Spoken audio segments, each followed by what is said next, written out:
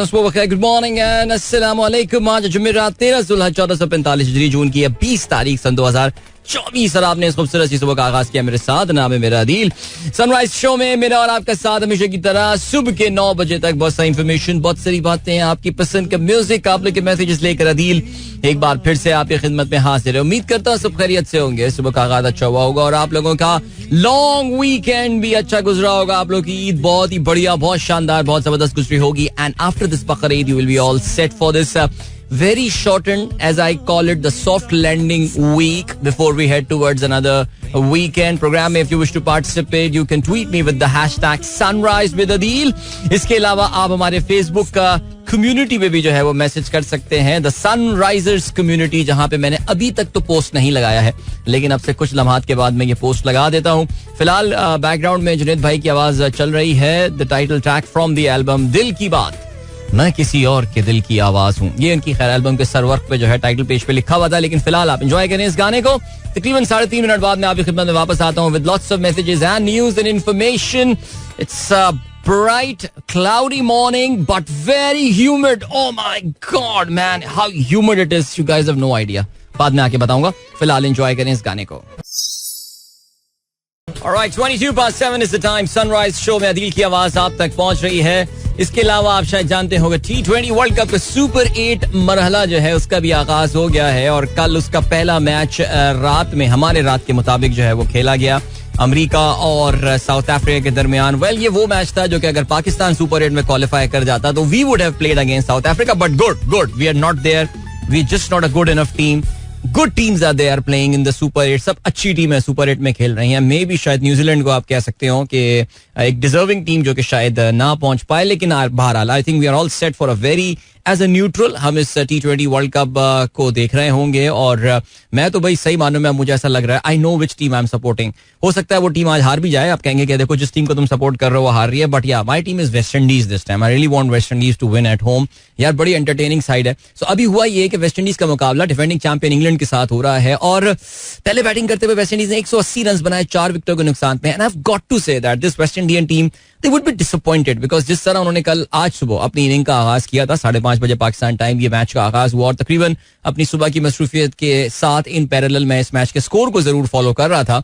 Live तो मैं नहीं देख पा रहा था पार्क में, लेकिन एक मौका ऐसा लग रहा था कि वेस्ट इंडीज बिकॉज जितनी उनकी हार्ड हिटिंग बैटिंग लाइनअप है, यानी मैं देख रहा था नंबर 6 पे वहां पे जहां पे हम इफ्तिखार को भेजते हैं, वहां पे शरफेन रदरफोर्ड आ रहा था। Rutherford had a decent knock today, आज भी उसने अच्छी इनिंग का जो है वो मुजाहरा किया, लेकिन nobody actually went on for West Indies and scored big. 200 run जो ऑन लग रहे थे वो 180 रन पे उनकी टीम जो है रिस्ट्रिक्ट हुई और जो पेनल्टीमेट ओवर कराया सैम करन ने, यार वो बड़ा क्रिटिकल ओवर था। आई थिंक उसने कोई शायद 5 या 6 रन दिए उस ओवर्स में जब रन बनने शुरू हो गए थे और ये लग रहा था कि वेस्ट इंडीज अपना 200 का चार्ज जो है 190-95 वाला चार्ज जो है वो शुरू करने वाला है। Then this guy really put on very good break. So wicket में स्पिन के लिए मदद है थोड़ी सी, अगर आप अच्छे स्पिनर हैं। वेस्ट इंडीज के जो बेस्ट बॉलर थे वो एक बार फिर से आदिल रशीद रहे जिन्होंने लेस देन 5 रन पर ओवर दिए। तो इस पर इंग्लैंड की इनिंग का आगाज होने वाला है और I think they are starting off with the spinner. जी बिल्कुल, जॉस बटलर कप्तान है नॉन स्ट्राइकिंग एंड पर और स्ट्राइकिंग एंड पर है फिल सॉल्ट देयर। सो बड़ी जबरदस्त जोर दार बैटिंग पार्टनरशिप। अकील हुसैन जो है वो आगाज करेंगे बॉलिंग का। इस वर्ल्ड कप में Akeal has bowled with an economy of 4.13 in his 4 matches. Would you believe? Amazing, जबरदस्त। चलें जी, ग्रेट। इस मैच पे हमारी नजर रहेगी, साथ साथ आप लोगों के मैसेजेस भी हम देखते रहेंगे। और आज का हमारे पास जो पहला मैसेज है हमारे दोस्त फहीम अली खान का, और डियर ब्रो अस्सलाम वालेकुम to you and all the listeners. सुबह बखैर आपको भी। और आपने जो है वो सूरह आराफ की आयत हमारे साथ शेयर की, नंबर 55, अपने रब को गिड़गिड़ाते हुए और चुपके पुकारो। ब्यूटीफुल। इसके अलावा bro, the total worth of Tata company has reached $358 billion while our total GDP is close to $240 billion. It means our worth is less than an Indian company. Unfortunately, a nation that gives an outstanding performance due to political instability could not do well. Please comment. अब यार मैं इस पे क्या comment करूं? देखो यार, देखो नंबर 1 टाटा ग्रुप बहुत बड़ा ग्रुप है। टाटा ग्रुप अपने बहुत ही इंडियन इकोनॉमी के बदतरीन दौर में भी जो है वो एक बहुत बड़ी कंपनी थी. और देखिए, हम जब टाटा एक कंपनी की बात करते हैं, सो हमको ये टाटा कोई कंपनी की बात नहीं कर रहा है. We talk about Tata as a conglomerate. Now ये जो ग्रुप है, ये इंडिया की इकोनॉमी के लिटरली आपको अंदाजा होगा कि हर जो इकोनॉमी का सेगमेंट है वहां पे टाटा आपको किसी ना किसी फॉर्म में एक्शन में नजर आएगा. Not just the Indian economy but the world economy as well. आप जानते हैं जो टाटा ऑटोमोबाइल्स है वो जैगवार और रेंज रोवर जैसी बड़ी ब्रांड्स जो है उनको भी ओन करता है. So it's a big company. लेकिन इसकी जो बहुत बड़ी वजह रिसेंट टाइम्स में इनकी राइज की है is the spectacular rise in the Indian stock market. और इंडियन स्टॉक मार्केट में पिछले कोई 1.5-2 साल में आपने ये खबर आप देख भी रहे होंगे कि उनकी जो टोटल वर्थ है वो अब $5 ट्रिलियन के करीब जो है वो पहुंच चुकी है. So the stock market has grown so big and this is the reason why companies like ये अडानी जो है और इसके अलावा रिलायंस हो गए एंड ऑल, टाटा खास तौर से, इनकी इतनी मल्टीपल, इनकी कोई एक कंपनी लिस्टेड नहीं है, तो they've got multiple companies listed. And because of this rise of the Indian stock market जो क्रेजी बिल्कुल उसमें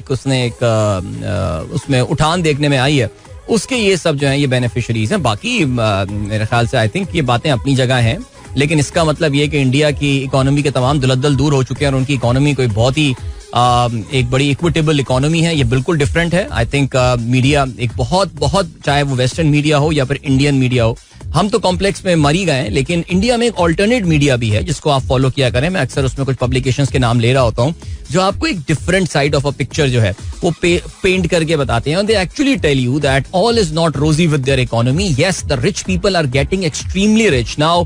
कहते ये है कि द टॉप 4 और 5 या पता नहीं कितने % of the Indian richest people they control 40% of the economy. यानी आप सोच सकते हैं कि इंडिया में जो इनइक्विटेबिलिटी ऑफ इनकम है या इनइक्वल डिस्ट्रीब्यूशन ऑफ इनकम है, दैट इज क्रेजी. हम अभी तक शायद उस लेवल पे नहीं पहुंच रहे हैं. अल्हम्दुलिल्लाह पहुंच जाएंगे, पहुंचा देंगे हमारे ये लोग, जिस तरह ये टैक्सेशन की जा रही है और जिस तरह मिडिल क्लास को फर्दर स्क्वीज किया जा रहा है. लेकिन अभी नहीं. ऑलराइट जी, जवेद साहब ने हमारे साथ खबर शेयर की है. Louisiana orders 10 commandments poster. यार ये मैंने सुबह आज ये खबर पढ़ी और अमेरिका जैसे मुल्क के लिए ये बड़ी हैरानकुन बात थी. अमेरिका की एक रियासत है, अमेरिका की एक जुनूबी रियासत है जिसको लुइसियाना कहा जाता है ना. Louisiana is an extremely conservative state.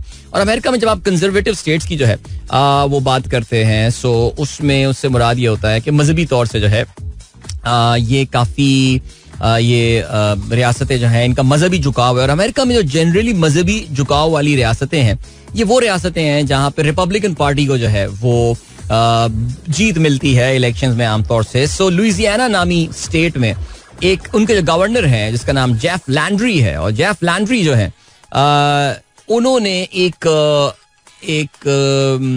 Decree जारी की, एक हुक्मनामा जारी किया है वेडनेसडे को, जिसके मुताबिक उन्होंने ये कहा है कि उनकी उस स्टेट में एवरी पब्लिक स्कूल क्लासरूम में, जितने भी सरकारी स्कूल होंगे उनकी क्लासरूम में जो है वो 10 कमांडमेंट्स जो है वो लटकी हुई होंगी. उन्होंने बताया यह है कि it should be in the large and easily readable fonts और on a poster that is 11 inches by 14 inches and that commandments are the central focus of the display.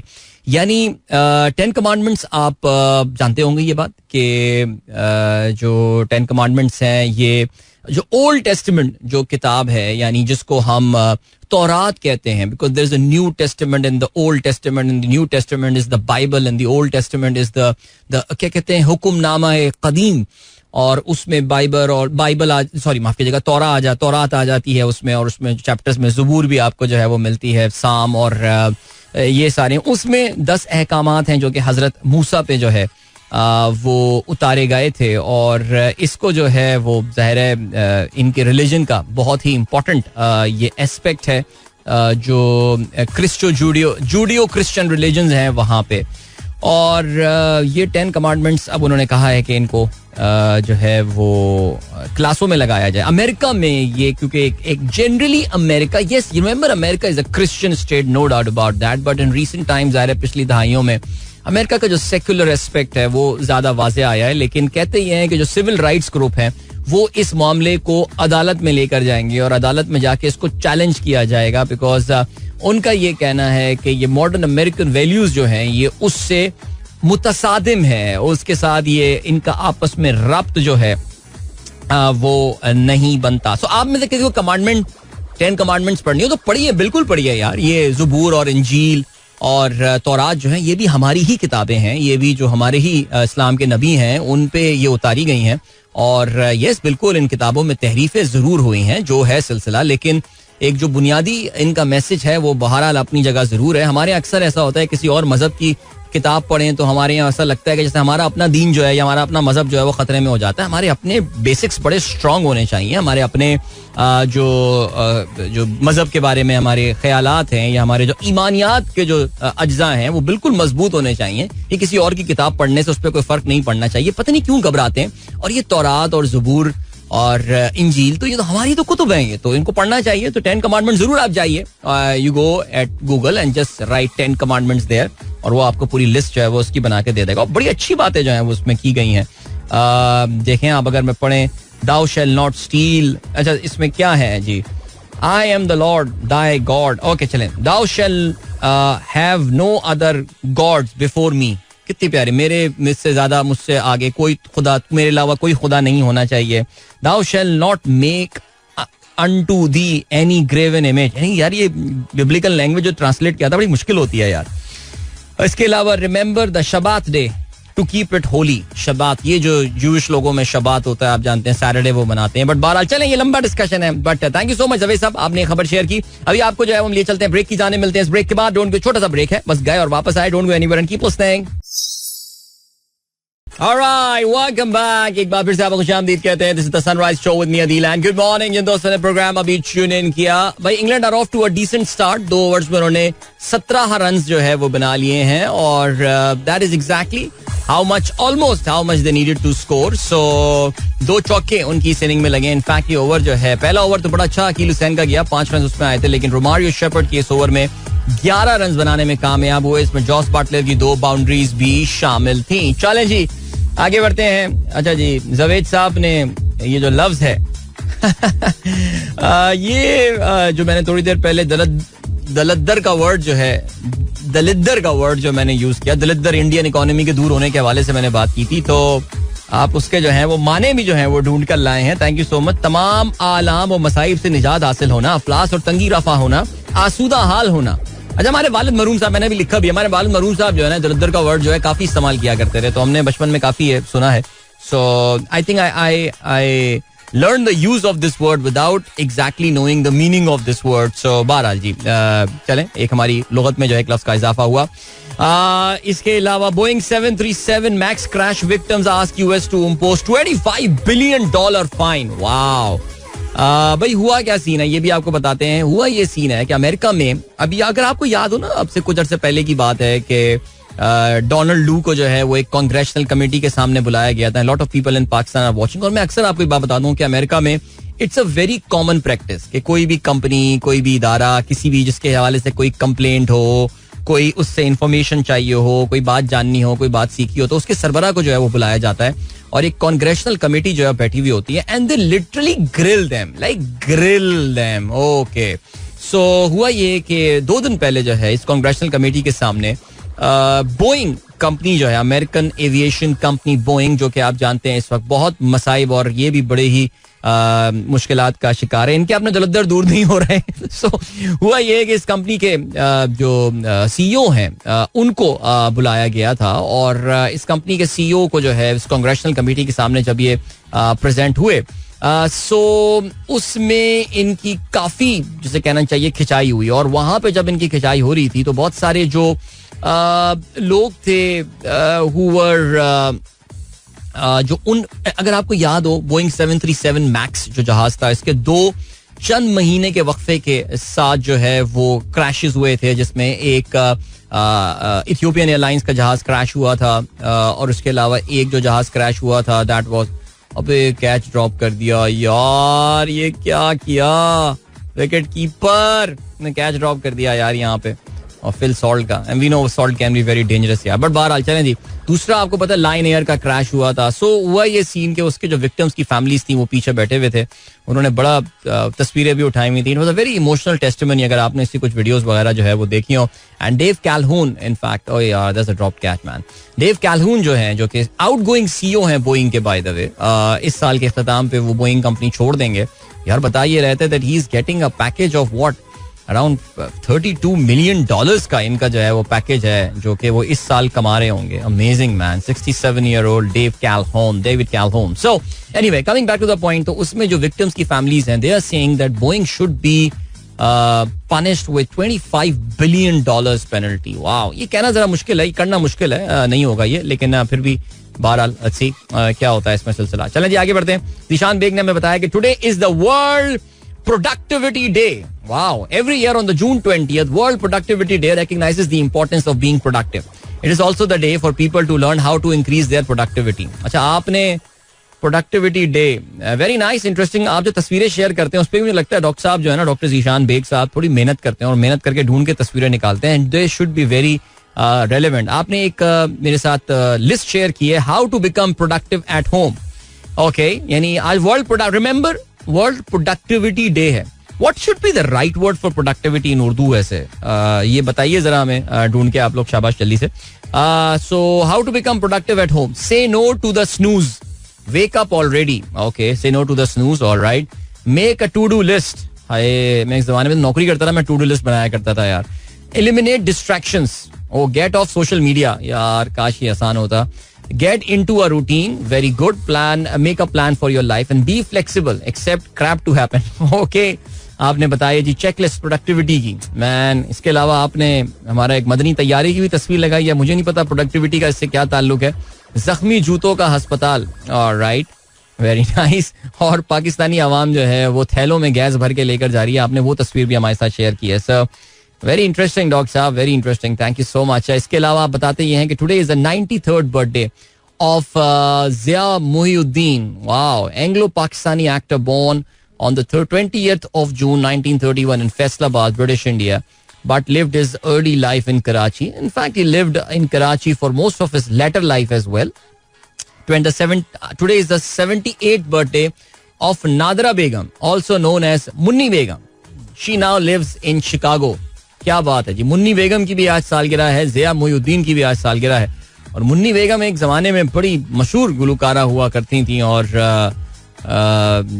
जो है स्पेशल प्रोग्राम्स वगैरह इनके हुआ करते थे. बट बहुत अर्से पहले ही वो जो है अमेरिका मूव कर गई थी और फिर वहीं से वो कुछ प्रोग्राम वगैरह वहाँ करती रहती थी, अक्सर पाकिस्तान आया करती थी. So I think she is still alive, Munni Begum, if I am not mistaken. But शराब के हवाले से गाने इनके बड़े हुआ करते थे. और एक बार मुस्कुरा दो बड़ा मशहूर था इनका. और आवारगी में हद से गुजर जाना चाहिए, लेकिन कभी कभार तो घर जाना चाहिए. क्या बात है. चलें जी, ग्रेट, आगे बढ़ते हैं. और क्या सीन है.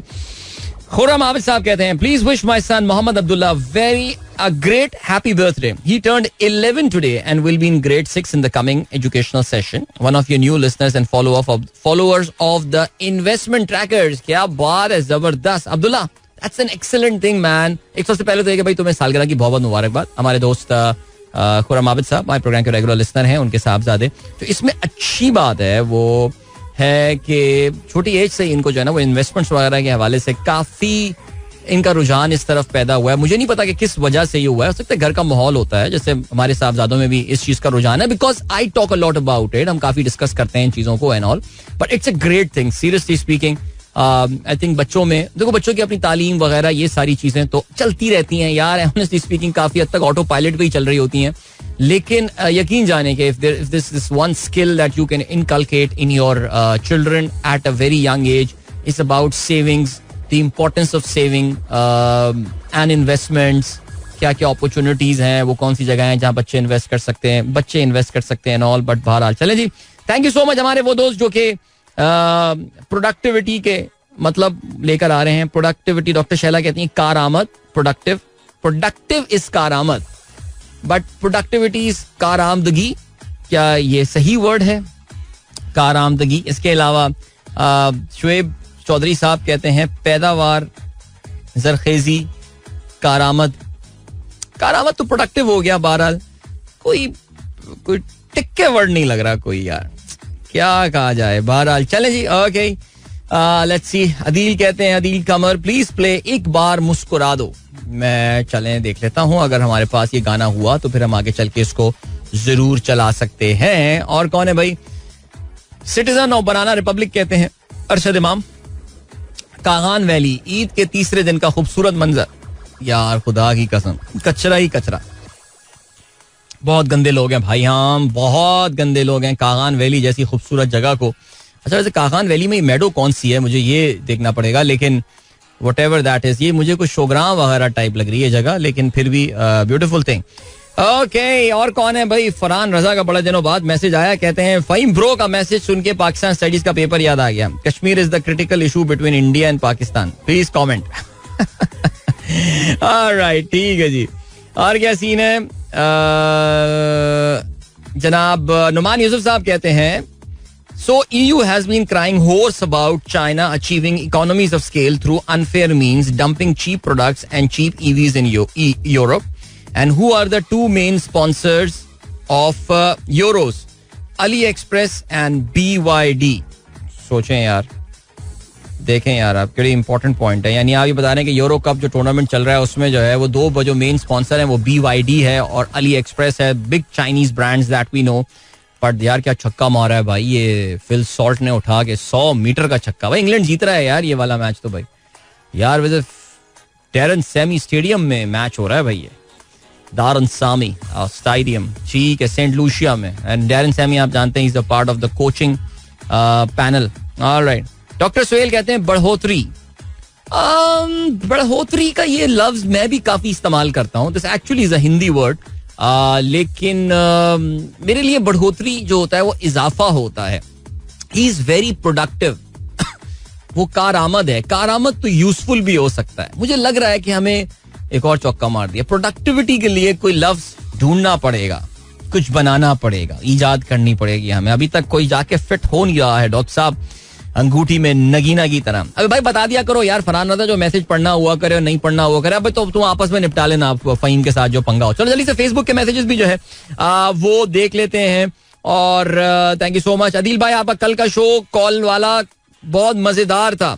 हाँ यार, कल आप लोगों में काफी लोगों ने बाद में मुझे मैसेज करके ये बात बताई कि भाई शो आपका कल का बड़ा मजेदार. कल हमने किया ये, we just took telephone calls yesterday और बहुत मजेदार फोन कॉल्स आई. पाकिस्तान के जहाँ मुख्तलिफ इलाकों और मुख्तलिफ हिस्सों से कॉल आई, दुनिया के मुख्तलिफ मुल्कों से भी जो है वो कॉल्स आ रही थी. और मैंने कल भी ये बात एक्नॉलेज की, मुझे नहीं पता था कि हमारे यहाँ पे जो है वो कॉल्स आ सकती हैं, बाहर से भी आप कॉल कर सकते हैं. लेकिन बड़ा मजा आया आप लोगों की कॉल्स लेकर और it was very nice talking to a lot of people for the very first time. That's actually the best part of it. चलें जी, हाँ जल्दी से देख लेते हैं भाई. ओए नहीं यार, मैं बार बार ये बात बोले जा रहा हूँ, I really hate this algorithm जो इनका कमेंट्स का होता है. There should be a default setting यार. I want to see the oldest comment first, but क्या कह सकते हैं. Mohammad Asif thank you. मेलसी और उसके मदाफात में मौसम खुशगवार और ठंडा ठार है. मेलसी विहाड़ी, बहुत अच्छी बात है भाई, अगर ऐसा है तो फिर तो बहुत अच्छी बात है. और शाहीन भी कहते हैं clouds are coming towards Lahore. जी हाँ बिल्कुल, आज मैंने सोचा था यार मैं सुबह आते आज ऐलान करूंगा कि इंशाल्लाह लाहौर में आज बारिश का इम्कान है. और सुबह तकरीबन 9 से 10 के दरमियान जो है वो लाहौर में बारिश हो सकती है. And how badly Lahore needed that rain यार. सीरियसली लाहौर हुआ, इस्लामाबाद हुआ, पूरा ये जो आपका नॉर्थ ईस्ट पाकिस्तान हुआ, सेंट्रल पाकिस्तान हुआ, इस वक्त it's literally sizzling right now. Eid का भी टाइम काफी मुश्किल रहा, लेकिन उम्मीद है कि आज कुछ ये प्री मॉनसून शावर्स हैं जो कि इधर उधर हो सकते हैं अगले 10 दिन. लेकिन इंशाल्लाह we need to wait for 10 more days for the monsoon to arrive. Pakistan में आने में अभी भी जो है वो तकरीबन 10 दिन रह गए. मैं ब्रेक की जाने बढ़ना, लेकिन उससे पहले कुछ मैसेजेस और शामिल कर लूँ. रूसा एजाज कहती है इंग्लैंड और इनका match seems interesting. Well it looks interesting, but मुझे लग रहा है कि इंग्लैंड ने इस मैच को अपने कंट्रोल में ले लिया है. Bro, as per Fitch ratings, despite of so much taxation, the budget deficit will remain $20 billion for the period. This is going to be bring horrible effect in the next budget.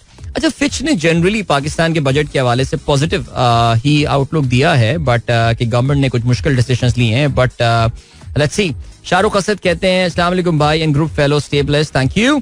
Arshad Mahmood Malik कहते हैं आप ठीक कह रहे हैं, लेकिन आपने अपनी किताब पूरी पढ़ ली है, समझ ली है, उस पर अमल कर लिया है. अगर हाँ तो फिर हमें तमाम मज़ाहिर की बुक्स पढ़ना चाहिए. चलें जी, आप पढ़ते रहिए अपनी किताब भी, हम इंशाल्लाह अपनी किताब भी पढ़ेंगे और बाकी किताबें भी पढ़ेंगे. अल्लाह ताला ने तो हमें यही बताया है कि ये मज़ाहिब जो हैं ये भी तो हमारे ही मज़ाहिब हैं सारे, और ये सब इस्लाम के ही तो नबी थे जो गुजरे हैं इससे पहले. कुरान में आप ये भी तो पढ़ेंगे ना फिर बात. तो इनकी किताबों को पढ़ने में ऐसा क्या मज़ाइका है? क्यों आपको इतना कॉम्प्लेक्स है या कितना डर है अरशद महमूद मलिक कि मैंने अगर किसी और मजहब की किताब पढ़ ली तो मेरा अपना दीन खतरे में आ जाएगा? टाटा की बात करते हुए तलफ्फुज कर बयान, चले हटाएं, ये फजूल सा मैसेज था. पप्पू खान मजा नहीं आया. परवेज अहमद खान कहते हैं अस्सलाम वालेकुम to all the listeners, Eid ul Azha मुबारक, बिलेटेड वन. शाहिद अवान साहब वेलकम बैक कहते हैं, थैंक यू. सलाम and good morning, welcome back. Euro cup matches is so good, my favourite Portugal, Ronaldo playing 6th Euro cup. क्या बात है रोनाल्डो की. लुबना महमूद अस्सलाम वालेकुम. शैला कहती हैं weather is much better today. I must say Lahore was all clean on this Eid. Lahore waste management company had camps and very efficient in cleaning. Karachi के भी इस बार हालात इतने बुरे नहीं थे बकरा ईद के हवाले से. इसके अलावा रोमाना जलील कहती हैं welcome back, miss your programmes. अरे बड़े थैंक यू सो मच जी, बहुत शुक्रिया है. वो आपने हमारे ईद वाले प्रोग्राम सुने होंगे. शहनीला शौकत खिलजी कहती हैं क्या हाल है आपके. बिल्कुल A1 ठीक हाल है. अभी आपको हम लिए चलते हैं ब्रेक की जाने. मिलते हैं इस ब्रेक के बाद. Don't go anywhere and keep listening. Alright, that was Jal with Ek Din Aayega. If you guys enjoyed that song, well, England are in complete control of this game, man. Seriously, I think कोई लग नहीं रहा कहीं से वो wicket जो है वो लूज करने में कामयाब होंगे. और this is turning out to be a good wicket to bat on, seriously. और इस वक्त पावर प्ले का इख्तिताम हो चुका है. पावर प्ले के इख्तिताम पर इंग्लैंड ने जो है वो 68 रन नहीं 58 रन बना लिए तो उनका कोई खिलाड़ी आउट नहीं हुआ था. The win predictor says that England has a 63% chance to win the game today. But of course, we Pakistanis don't take these win predictors seriously, right? चलें जल्दी से आज के अखबारात में शामिल अहम खबरों पर नजर डालते हैं. और क्या कहते हैं जनाबे वाला, लोड शेडिंग. अच्छा जी, लोड शेडिंग क्या है? Load shedding, Gandapur grid station में दाखिल, बिजली चला दी. नेशनल ग्रिड को बिजली की सप्लाई बंद करने की फिर धमकी. लोड शेडिंग 12 घंटे फिक्स कर दी. आईजी को वापडा के कहने पर शहरियों पर मुकदमा दर्ज ना करने का हुक्म. वजीर तवानाई का वजीर दाखिला को खत. ग्रिड स्टेशन वाकयात पर मदद मांग ली. गंडापुर मोहसिन नकवी टेलीफोन राब्ता. लोड शेडिंग मामला तफाइफ तफहीम से हल करने पर इत्तेफाक. कई शहरों में मुजाहरे. MPA फजलाई का बिजली बहाल करने की वीडियो वायरल. और क्या कहते हैं जी वजीर आला, 1600 अरब रुपए की अदायगी के लिए आखिरी वार्निंग. IMF को बता दूंगा आप पैसे हमारे नाम पर लेकर जेबें अपनी भरते हैं. ऑलराइट, ठीक है जी, आगे बढ़ते हैं. जंग ने आज क्या लीड बनाई है? चीन से ताल्लुकात, PTI प्रोपागेंडा बेनकाब. ओके, ये कहना दुश्मन का प्रोपागेंडा कि चीन ने ताल्लुकात की सतह नीचे कर दिया. अबे यार, प्रोपागेंडा यार, डिप्लोमेट एक अब डिप्लोमेट, चलो दुश्मन का अखबार है, द मैगजीन है, ये तो उनको कोट कर रहे हैं. यहाँ पे किसने बोला है? आप देखिए, इससे पहले सबसे पहले जो एक आर्टिकल आया था वो नेचुरली अलीना शिगरी ने लिखा था. उस आर्टिकल में पहली बार इस तरफ इशारा किया गया था कि जो चीन का एक दौरा था, all did not go well, उसमें कुछ चीजें सही नहीं गई थी. लेकिन फिर थोड़े दिनों बाद जो है वो नीके, जो कि एक मशहूर जापानी मैगजीन है, अखबार है, उसने भी यही बात बोली कि पाकिस्तान को चीन के दौरे से कोई खातिर ख्वाह कोई कामयाबी जो है वो नहीं मिली और चाइना ने ऐसे खाली हाथ पाकिस्तान की आला तरीन क़यादत को जो है वापस भेज दिया. सिर्फ जरदारी साहब जाना रह गए थे, वो भी जा सकते थे. चीफ जस्टिस साहब को भी ले जाया जा सकता था वैसे. फिर उसके बाद द डिप्लोमेट नामी जो एक फॉरेन पॉलिसी रिलेटेड मैगजीन है, उन्होंने भी फॉरेन डिप्लोमेसी रिलेटेड मैगजीन, उन्होंने भी यही बात बोली. उन्होंने ये बोला कि चीन, उनको लगता ये है, अपेरेंटली बज़ाहिर ऐसा लगता है कि जी चीन ने अपने ताल्लुकात जो है वो डाउनग्रेड किए हैं पाकिस्तान के साथ. अब जाहिर है वही है कि या तो हम बता दें हमें कि जी चीन ने क्या किया है, क्या चीजें हैं, क्या प्लान में है. MOUs मत दिखाइएगा, बट कोई अगर कुछ मुआहिदा वगैरह साइन हुआ है. चाइना के जो कंसर्न्स हैं सिक्योरिटी के हवाले से, चाइनीज दुनिया में सिर्फ एक मुल्क में टारगेट होते हैं और वो हमारा वतन अजीज पाकिस्तान है. वहाँ पे जाने का जो है उनकी ज़ाया हो रही हैं, उनके 4-5 बड़े हमले हुए हैं पिछले 3-4 सालों में. सो अब ये प्रोपागेंडा क्या यार, आज की 21वीं सदी की इस तीसरी दहाई में भी हम वही बातें कर रहे हैं. नहीं, पढ़ने से ऐसा लगता है जैसे पता नहीं को मिड-90s के अखबारात पढ़ रहे हैं. आगे बढ़ते हैं जी, क्या खबर है? सऊदिया में शदीद गर्मी, 600 मिस्रियों समेत 920 हुज्जाज जाँ बहक होने वालों में कई गैर रजिस्टर्ड भी शामिल. 68 भारतीय शहरी भी जाँ बहक, चंद लापता. इंडोनेशिया, ईरान, सेनेगाल, ट्यूनिस और इराकी कुर्दिस्तान भी अपने शहरियों के जाँ बहक होने की तस्दीक कर दी है. इसमें कुछ पाकिस्तानियों का नंबर आया जी. जंग ने तो नहीं लिखा, लेकिन एक्सप्रेस का ये लिखना है कि इस साल 35 पाकिस्तानी हुज्जाज जो हैं वो जाँ बहक हुए. हम जानते हैं कि बहुत शदीद गर्मी में जो है वो इस बार ये हज अदा किया और कहते ये हैं कि जी मक्का और उसके गिरदो नवा में जो दर्ज हरारत है वो 51.8 डिग्री सेंटीग्रेड तक जो है वो पहुंच गया था. अल्लाह ताला हमारे सब करीबी लोगों को जो कि हज करने गए उनको अपने ज़मान में रखें, आमीन. आगे बढ़ते हैं जी. क्या है सिलसिला? कौमी असेंबली और सेनेट का इजलास जो है वो आज शुरू होगा. ज़ाहिर है आप जानते हैं बजट पे इस बार डिबेट होने वाली है. डॉन ने इस हवाले से अपनी आज लीड बनाई है. कहते हैं PPP waivers as the National Assembly set to begin budget debate today. Party says PMLN yet to make serious effort to address grievances. Accuses ruling party of violating agreement by announcing PSDP without consulting provinces. Noon leadership hopes matter will be resolved with when Shehbaz and Bilawal meet today. ज़ाहिर है People's Party जो कुछ भी कर ले, जो भी कर ले, आई रियली डोंट थिंक कि कोई लोग बहुत सीरियस हैं. उनकी इस जो नूरा कुश्ती चलती है आप जानते हैं PPP और नून लीग के दरमियान. लेकिन बहरहाल चलें जी. अभी पहली विकेट जो है वो इंग्लैंड की गिरी है, लेकिन रिव्यू यहाँ पर जॉस बटलर ने ले लिया है. रोस्टन चेस की इस गेंद पे हमारे जो अंपायर हैं, हमारे पाकिस्तानी अंपायर, उन्होंने इस पे LBW, लेकिन मुझे लग ये रहा था कि काफी बाहर आके, बिकॉज कदम बढ़ा के कदमों का इस्तेमाल किया था यहाँ पे बटलर ने खेलने के लिए. देखते ही हैं कि वो 2.5 मीटर से आगे निकल गए थे या नहीं निकल गए थे, लेकिन फिर भी बहरहाल काफी सोच विचार के बाद उन्होंने ये फैसला दिया है. और शरीफुद्दौला इब्ने शाहिद थर्ड अंपायर हैं. ऑलराइट, ये तो लगी तो बिल्कुल सामने है विकेट की और बिल्कुल ऑन द फुल लगी है. सो अब वो स्पिन वाला एलिमेंट नहीं आ सकता इसमें, बिकॉज जाहिर है वो जो प्रोग्रामिंग होती है इन हॉकाई वो स्ट्रेट जाने वाली प्रोग्रामिंग होगी. So it looks like, I think the only thing that would be seen here is कि वो कितना बाहर निकले हैं, बिकॉज आई थिंक अभी चलें. खैर ये डिसीजन हो रहा है, तब तक देख लेते हैं. और क्या है जी? Row with centre escalates after Gandapur ultimatum. Okay, journalist gun down in Landi Kotal. Okay, India leads Pakistan in nuclear arms for the first time. India out हो गए जी, बिल्कुल आउट हो गए. Good decision by the umpire. Well done. Roston Chase gets the breakthrough. Captain Joss Butler is out. Okay. कहते हैं जनाब वाला एक Stockholm International Peace Research Institute है और उनका ये कहना है कि पहली बार Bharat has got more nuclear arms than Pakistan. और जहां बाकी चीजों में भारत पाकिस्तान से काफी आगे निकल गया, एक चीज जिसमें पाकिस्तान को बढ़त हासिल थी वो थी कि Pakistan had more nuclear Arsenal. Pakistan ICC Cricket World Cup, which is a T20 version of their World Cup, is in full swing right now. एक दिन के ब्रेक के बाद कल जो है वो हमारे लिए कल ये टूर्नामेंट अपने सुपर 8 मरहले का आगाज कर चुका है, जिसका जो इफ्तिताई मैच हुआ वो हुआ between South Africa and the United States of America. Who would have thought before the start of this World Cup कि हम सुपर 8 में अमेरिका के हवाले से खबरें चला रहे होंगे. इत्तेफाक से इस वक्त टीवी पे कमर्शियल आ रहा है जिसमें बाबर आजम एक मोटरसाइकिल चला रहे हैं और उनकी शर्ट पर लिखा हुआ है king. Wow, what a thing man. बहरहाल चलें जी. अभी जो हम बात करते हैं वो पहले आपको लाइव अपडेट दे देते हैं. England versus West Indies match number 2 of the super 8 इस वक्त Daren Sammy cricket stadium Gros आइलैंड सेंट लूसिया में खेला जा रहा है. पहले बैटिंग करते हुए वेस्ट इंडीज ने बनाए 181 रन और जवाब में इस वक्त इंग्लैंड ने बना लिए 78 रन. उनका एक खिलाड़ी आउट हुआ है.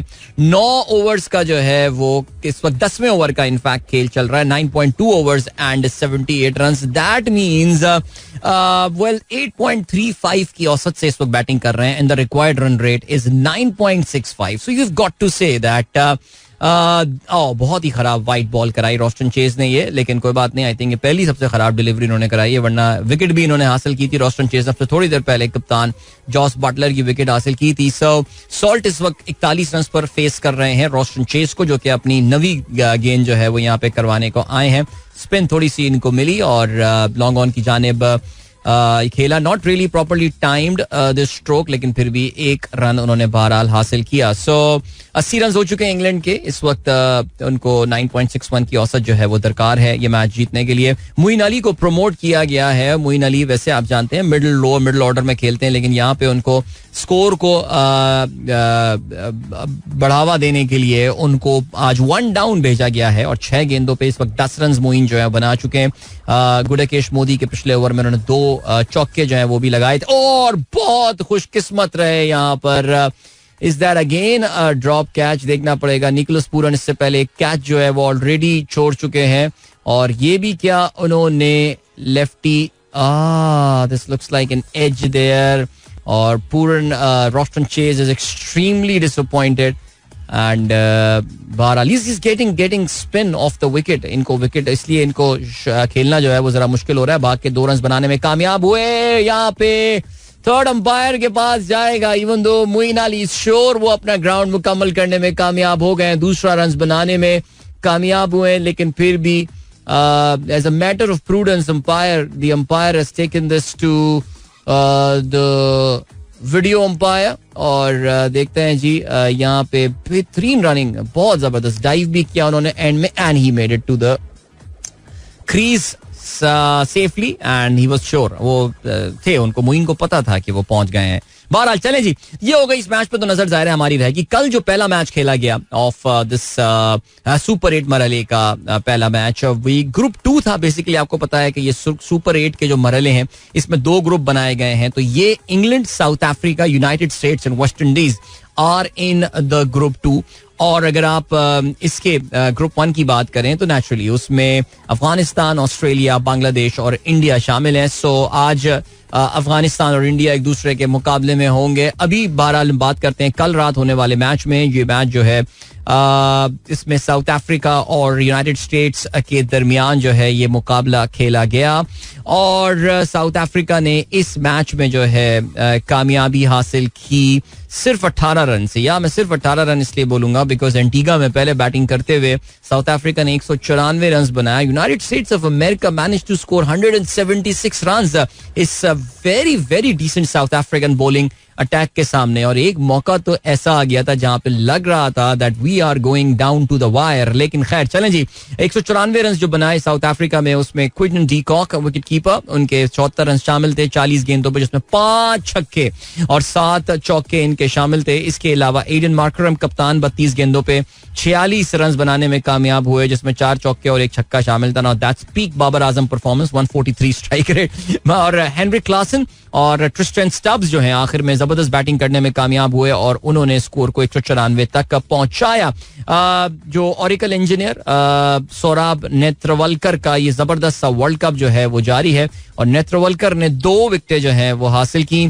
कल के मैच में भी सिर्फ 21 रन उन्होंने दिए. उनके अलावा बाकी बॉलर जो हैं वो एक्सपेंसिव साबित हुए, एक्सेप्ट फॉर हरमीत सिंह जिन्होंने 4 ओवर में 24 रन दिए और 2 खिलाड़ियों को आउट किया. जवाब में यूनाइटेड स्टेट्स ने तेज रफ्तार आगाज किया, लेकिन उनकी जानिब से एंड्रियस गॉस जो उनके विकेट कीपर हैं, वेल वो he carried his bat all the way to the very end. 47 गेंदों पे उन्होंने बनाए 80 रन, जिसमें 5 छक्के और 5 चौके शामिल थे.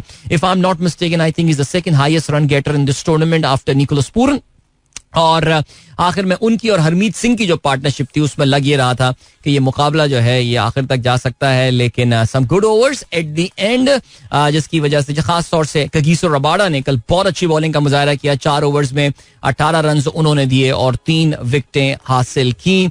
इसके अलावा वेरी एक्सपेंसिव तबरेज शमसी कल साबित हुए. 4 ओवर्स में 50 रन दिए तबरेज ने और 1 विकेट भी हासिल की. लेकिन बहरहाल South Africa managing to win this game and South Africa are still unbeaten in this tournament. थोड़ा बहुत हिकअप्स उन्होंने जरूर लिए, but South Africa, is it their world cup, is it their time? Well we know South African choker team मानी जाती है, लेकिन मैं ये बात नहीं मानता. आई थिंक हमसे बड़ा चोकर जो है वो कोई भी नहीं है. लेकिन खैर चलें जी, आगे बढ़ते हैं. ये मैच तो अपनी जगह चल रहा है, इस पे हमारी नजर रहेगी, लेकिन ये बताते चलें कि आज रात 7:30 बजे अफगानिस्तान का मुकाबला जो है वो भारत के साथ होने वाला है और ये मुकाबला ब्रिज टाउन बारबेडोस में होगा. अफगानिस्तान हैज प्लेड वेल, लेकिन अपने आखिरी मैच जो इनका हुआ था ऑफ द ग्रुप स्टेज, उसमें कुछ हद तक इनकी बॉलिंग को जो है वो वेस्ट इंडीज ओवरकम करने में कामयाब हो गया था. और वेस्ट इंडीज ने इनफैक्ट इस टूर्नामेंट का अब तक का सबसे बड़ा टोटल 218 रन भी जो है बनाए थे और अफगानिस्तान को सिर्फ 114 पे ऑल आउट कर दिया था.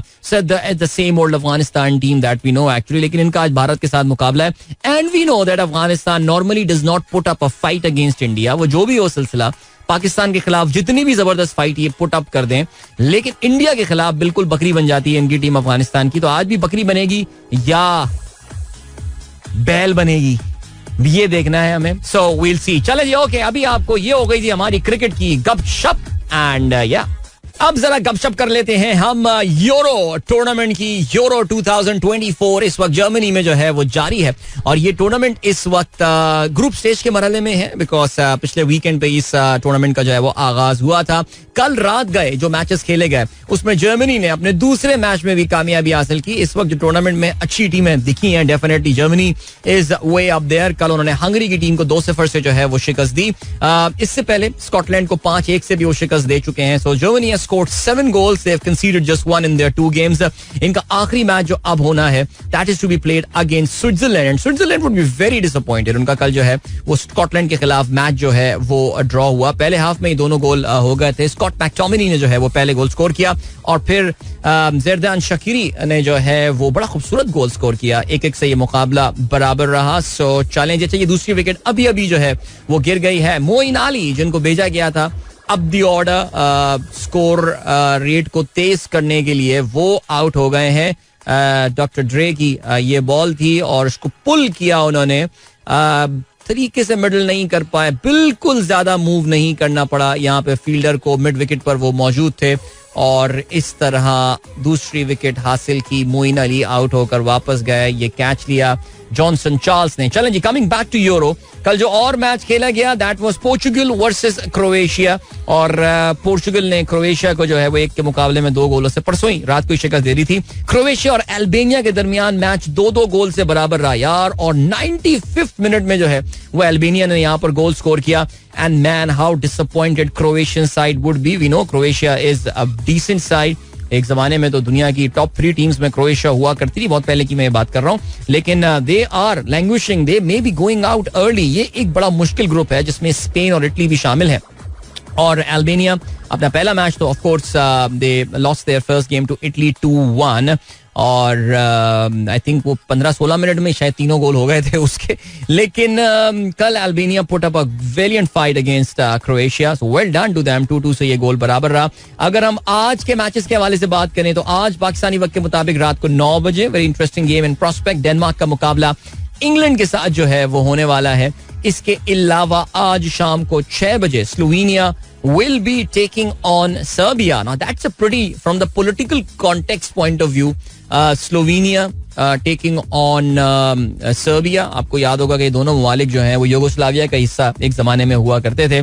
So yeah, these are the matches that are to be played today. और रात को 12 बजे Pakistan time, perhaps the match, one of the key most important matches of the group stages, Spain का मुकाबला जो है वो इटली के साथ होने वाला है. So that is going to be a very very interesting game. Gelsenkirchen में ये मैच होगा and wow, match to watch out for. चलें जी, अभी आपको हम लिए चलते हैं कमर्शियल ब्रेक की जानिब और मिलेंगे आपसे इसके बाद. So don't go anywhere and keep listening.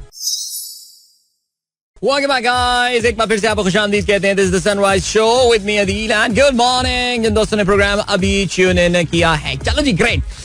Match में तो इंग्लैंड के 100 रन हो गए भाई. यार this match is looks like is going down to the wire and West Indies ने भी खींच के रखा हुआ है. लेकिन इंग्लैंड भी जो है ना वो इधर उधर से रन जो है बना ही लेता है.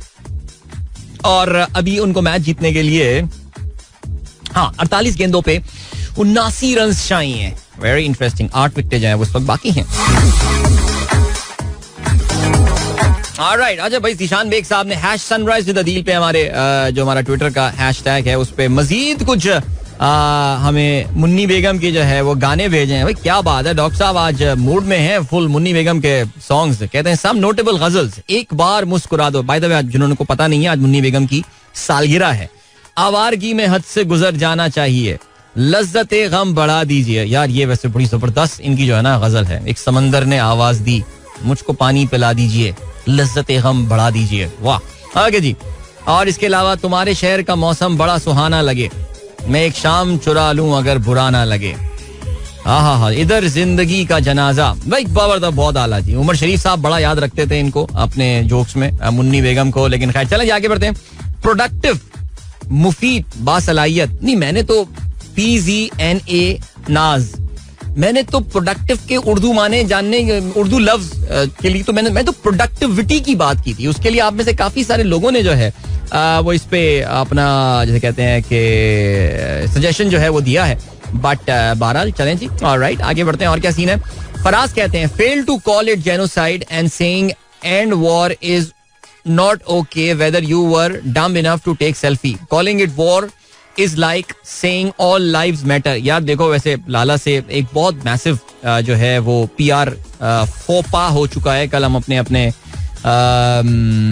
शो में काफी तफसील से इसके हवाले से बात की थी YouTube शो में. और you know what is the background, हुआ क्या है. लाला का ये दावा है कि वो तो ऐसे ही चहलकदमी कर रहे थे मैनचेस्टर में कि कुछ लोगों ने आके उनसे सेल्फी की दरख्वास्त की, गोरे लोग थे, और लाला ने उनके साथ जो है वो सेल्फी खिंचवा ली.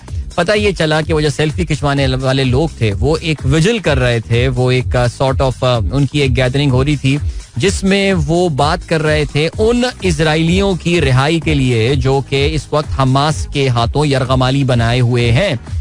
सो ये north west friends of Israel नामी एक जायनिस्ट ऑर्गेनाइजेशन है, मुसलमानों से शदीद नफरत करती है. और कल हम उनकी यूट्यूब शो में टाइमलाइन भी देख रहे थे तो उसमें बहुत ही एंटी पैलेस्टाइन और एंटी मुस्लिम किस्म की उनकी पोस्ट है. हमास से तो उनकी नफरत है ही है, लेकिन आपको पता है कि जो हमास से नफरत करता है वो सिर्फ हमास से नफरत नहीं करता, वो और बहुत सारी जो है एंटिटीज भी इसमें शामिल हो जाती हैं. सो बहरहाल दैट इज द थिंग. सो लाला से हो गई है गलती, अब वो अपनी तावीलें बांध रहे हैं, जाहिर है जो कुछ कर रहे हैं it could be inadvertent. I know कल मेरा भी यही ख्याल है कि knowing him I am pretty sure he had no idea what is going on there, but he had to be careful यार. हमें नहीं पता कि वहाँ माहौल कैसा था, रश था, क्या था, लाला को नहीं पता हो इसराइल के झंडे नजर आ रहे थे या नहीं नजर आ रहे थे. आपको शायद पता हो कि लाला ने अपने घर के ऊपर भी जो है वो फलस्तीन का, पाकिस्तान का झंडा लगाया हुआ है, आजाद कश्मीर का झंडा लगाया हुआ है और फलस्तीन का झंडा उन्होंने जो है वो लगाया हुआ है. सो बाकी किसी के दिल में क्या है हमें कुछ नहीं पता, बट मैंने जो है वो जब ट्वीट किया तो काफी मुझे भी कुछ लोगों ने मुझसे नाराजगी का इजहार किया इस चीज के हवाले से कि यार आपको क्या पता है यार उसके दिल में क्या है, आपको क्या पता. नहीं, मुझे वाकई नहीं पता कि उसके दिल में क्या है, लेकिन मेरा ये ख्याल था. It was just my thinking because I have worked with him and I know एक बंदे की आपको एक्यूमेंट समझ में आ जाता है. सो yeah I think that's my point of view today. Alright, about Shahid Khan Afridi and this issue, ये जो एक कंट्रोवर्सी आ गई है. वैसे आपको खैर एनीवे पता है वो जो लाला का जो इमरान रियाज खान के साथ था ना, वो बिला वजह था. लाला को उसमें घुसने की कोई जरूरत नहीं थी. और अगर आप इमरान रियाज खान की जात तक ये मामलात रखते तो वो ठीक है. लोगों को अंदाजा होगा कि इमरान खान बानी पीटीआई इस वक्त एक सेंसिटिव इशू है. उनको इस मामले में ड्रैग करके लेकर आना कि वो तुम्हारे जैसे लोगों की वजह से जो है वो जेल में है, यार ये मेरे ख्याल से आई थिंक ये लाला ने थोड़ी सी ज्यादती कर दी है. और फिर आपको पता है अवाम ने जो करना था, अवाम ने तो उन्होंने तो जो किया वो फंस गया. वो बहरहाल चले आगे बढ़ते. देव कारहाले साहब कहते हैं completed 34 years today, wish me good luck. Well congratulations Dev Karhale साहब. हमारे महाराष्ट्र इंडिया पुणे में जो है ये हमारे लिसनर होते हैं और बड़े रेगुलर लिसनर हैं. और thank you so much for your listenership and all, and thank you bro and for being a regular part of this show and wishing you all the very best. चलें जी, but England have turned the things on right now और पिछले चंद गेंदों पे बहुत सारे runs बनाने में वो कामयाब हुए और ऐसा लग रहा है क्या वो कहते हैं ना कि फाइनल उन्होंने अब एक स्ट्राइड टूवर्ड्स द विक्ट्री कर दी है. जॉनी बेस्टो के विकेट पे आते ही जो है वो अचानक एक जान सी पड़ गई है. अभी एक छक्का उन्होंने मारा, और एक और चौका यहाँ पे मार दिया. तो एल्जारी जोसेफ के इस ओवर की पहली 2 गेंदों पे 10 रन आ गए. Is that the over England वो वेटिंग फॉर? जॉनी बेस्टो 13 गेंदों पे 29 रन बनाने में कामयाब हो गए. ये वो स्ट्राइक रेट है जिसमें कोई पाकिस्तानी खिलाड़ी अपना रिटायरमेंट का ऐलान कर सकता है. इतनी अच्छी बैटिंग मैंने कर ली है. तो फिल सॉल्ट दूसरी जाने 35 गेंदों पे 47 पे बैटिंग कर रहे हैं. चलें जी आगे बढ़ते हैं. और क्या सीन है? और ये सीन है कि या हम देखते हैं जल्दी से फेसबुक बहुत देर से नहीं देखा. डॉक्टर एजाज जीशान खान चाचड़ कहते हैं how was your Eid and dinner? सस्ता ticket was half price on the day of my travel from Karachi to Lahore, whereas I got ticket a few days before the travel. What do you suggest on the day of travel? Should buy ticket? हर दफा ऐसा नहीं होता भाई. बहरहाल चलें जी. इसके अलावा फारूक असगर कहते हैं what is your view about who will retain the place in the team? So देखो, ईमानदारी की बात अगर आप मुझसे पूछें, मैं पाकिस्तानी क्रिकेट टीम में कोई बहुत ड्रास्टिक तब्दीली, I hope I am proven wrong, I would be very happy to bite the dust there कि मैं गलत प्रूफ हुआ हूं, लेकिन मुझे टीम में कोई बहुत बड़ी तब्दीली नजर नहीं आ रही है. ईमानदारी की बात है. बाबर आजम मुझे लगता है अभी भी कप्तान के तौर से रिटेन किया जाएगा, सिवाय टेस्ट टीम के. शान मसूद को टेस्ट कप्तान रखा जाएगा और अगर उनको हटाया भी तो इससे बड़ी कोई बेवकूफ़ी नहीं होगी. बाकी देखें, कुछ तो हमारे बहुत क्लियर कट फेलियर्स हो गए ना. आजम खान बहुत अजीम फेलियर हुआ, वो तो टीम से चला जाएगा. इसके अलावा जो एक और अजीम फेलियर आप क्या हुआ वो इफ्तिखार हुए, लेकिन पता नहीं समहाउ मेरे अंदर का जो राक्षस है मुझसे ये कह रहा है कि इफ्तिखार अपनी जगह जो है वो टीम में रिटेन करने में कामयाब हो जाएंगे अभी भी, बिकॉज उनकी लॉबीज इज वेरी स्ट्रॉन्ग. बाकी मुझे टीम में कोई और बहुत बड़ी तब्दीली होती हुई नजर नहीं आ रही. I am sorry to say that. Today is the 16th birthday of my son Raza. Faisal Sagheer कहते हैं रजा आपके साहबजाद रजा जो आपके साहबजादे हैं फैसल, उनको सालगिरह की बहुत बहुत मुबारकबाद हमारी जानिब से. और इसके अलावा कयूम नवाज कहते हैं comment on Ali Amin's reaction regarding load shedding in Pakistan. चलें जी, ऑलराइट, इस पे जरा हम बात कर लेते हैं. और फहीम ब्रो कहते हैं where can we watch Euro cup matches. यार फहीम, आपके जैसा अजीम फैन यूरो कप के मैचेस नहीं देख पा रहा. दिस इज सैड भाई. टैप मैड में इनकी कवरेज चल रही है फुल टाइम, पैसे देने पड़ते हैं लेकिन उसके लिए, लेकिन बेहतरीन कवरेज है, सारे मैचेस आ रहे हैं, आप बिल्कुल देखिए. ओरे भाई, ये रोमारियो शेपर्ड की तो इस वक्त जिसे कहना चाहिए ना, इस वक्त बैड सीन कर दिया मैन. फिल सॉल्ट ने 4-6. वाओ, पहली 4 गेंदों पे 20 रन आ चुके हैं और बिल्कुल England have just simply run away with this game और कुछ नहीं छोड़ा अब इस मैच में. पिछली 5 ओवर्स में 74 रन बनाए इंग्लैंड ने बगैर किसी विकेट के नुकसान के. एंड तकरीबन 15 रन का ये ऑफ कोर्स जो है वो उनका स्ट्राइक रेट है. और जबरदस्त इंग्लैंड ने भाई. अब ये now be very very careful man about England. इस वक्त उन्होंने अपनी इंटेंशंस का जो है वो इजहार कर दिया. And they should be able to win this game, not just be able to win this game but win it comfortably, because अभी भी 4 ओवर्स और 2 गेंदों का खेल जो है वो रह गया. and they need just 20 runs. लोगों के चेहरों पे at the Darren Sammy stay. Oh, एक और छक्का, 1 more 6 man. So this over has yielded 26 runs already.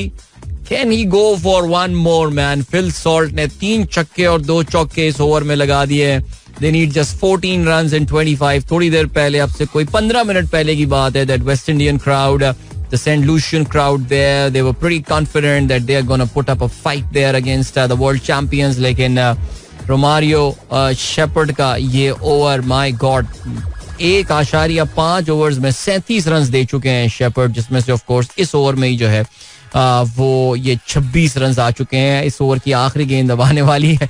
Let's see what happens there. Shepherd आए गेंद की फॉल्ट को, there was a full toss and he has hit this one for a 4 man. जबरदस्त, extra cover के ऊपर से उठा के फेंका इस गेंद को.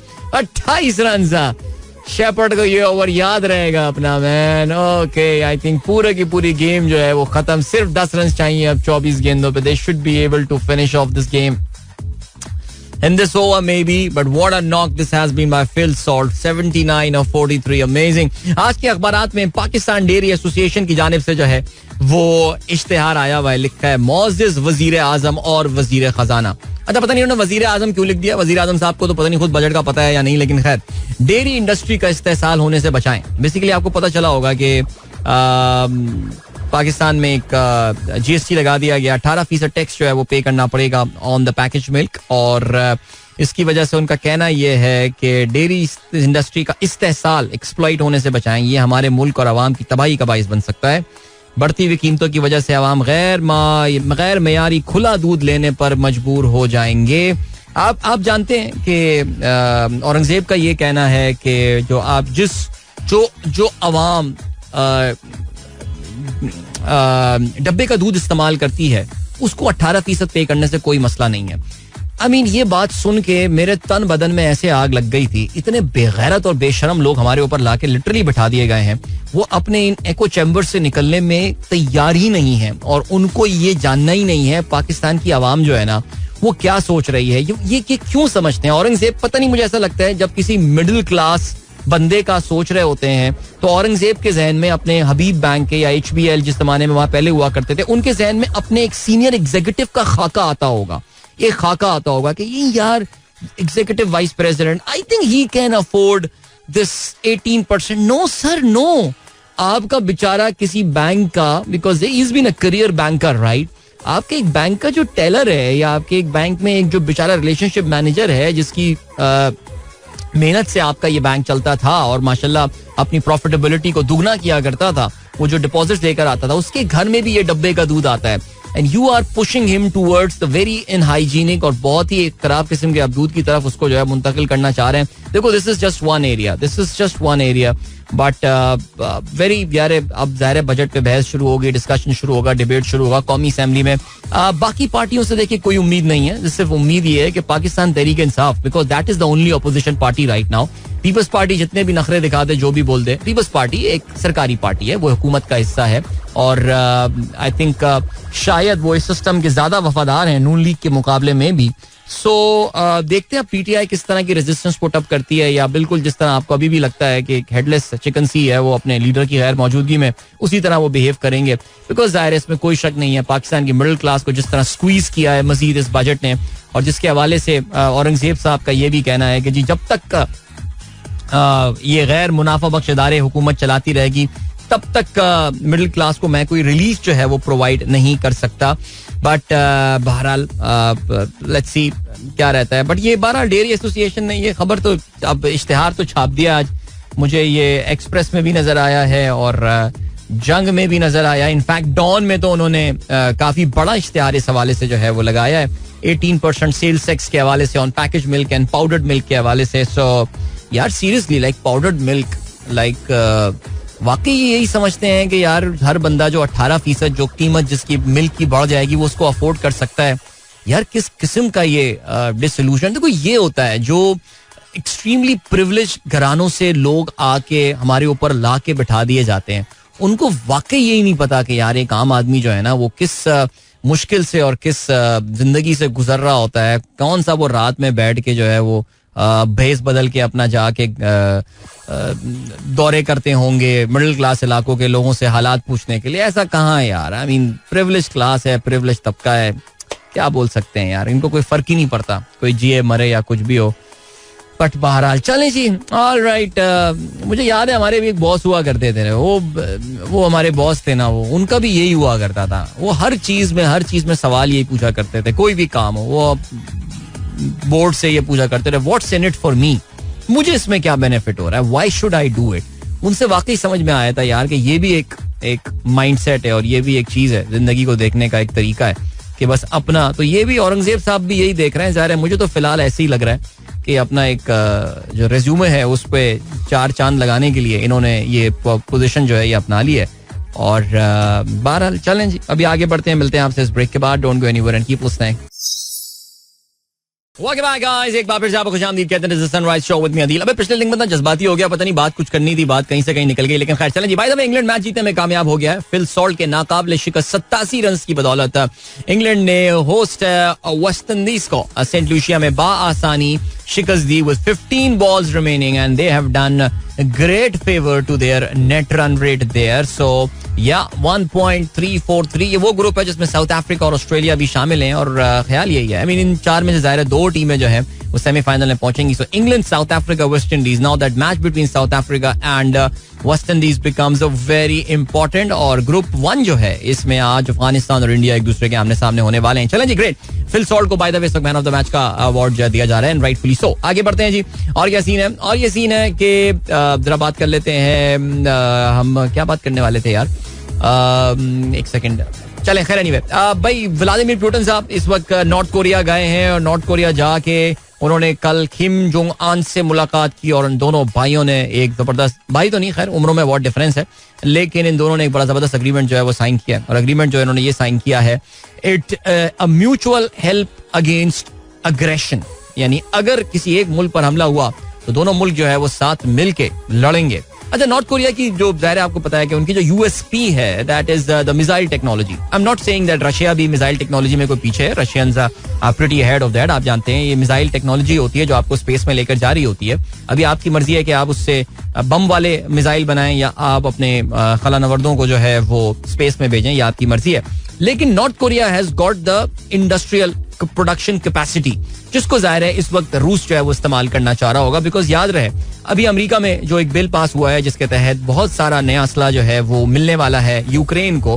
तो उसके लिए यूक्रेन से मुकाबले के लिए जो नया एक बैटल जो स्टार्ट होगा, नया phase of this Ukrainian crisis, उसके लिए हार्डवेयर चाहिए व्लादिमीर पुतिन को. ज़ाहिर है वो खुद काफी हद तक प्रोड्यूस करने में कामयाब होते हैं और कहते ये हैं कि रूस ने बड़ी जबरदस्त खुद किफालत जो है पिछले 2 साल में हासिल कर ली है. उन्होंने अपनी जो इंडस्ट्रियल बेस को जिस तरह एडजस्ट किया है. याद एक जमाने में हम इकोनॉमिक्स में पढ़ते थे प्रोडक्शन पॉसिबिलिटी फ्रंटियर. तो बहरहाल उन्होंने भी जो है बटर वर्सेस गन आर्ग्यूमेंट, तो उन्होंने बटर की जगह गन्स काफी प्रोड्यूस करना जो है वो शुरू कर दिए. But they have been fighting this war pretty valiantly, इसमें कोई शक नहीं है. अब उनको नॉर्थ कोरिया की यहाँ पे सपोर्ट है. अब वो किस तरह निकल, what has Russia got to give to North Korea? They have got grains, they have got food. रूस आप जानते हैं खुद कफील है गंदुम के मामले में खास तौर से. इसके अलावा और भी कुछ क्रॉप्स हैं जिसमें वो काफी महारत रखते हैं. इसके अलावा ऑयल भी इनको प्रोवाइड कर सकते हैं. मुझे नहीं पता नॉर्थ कोरिया के पास रिफाइनिंग कैपेसिटी कितनी है, लेकिन फिर भी चले जी. So yeah I think it makes sense, this entire deal between these two guys, it makes sense.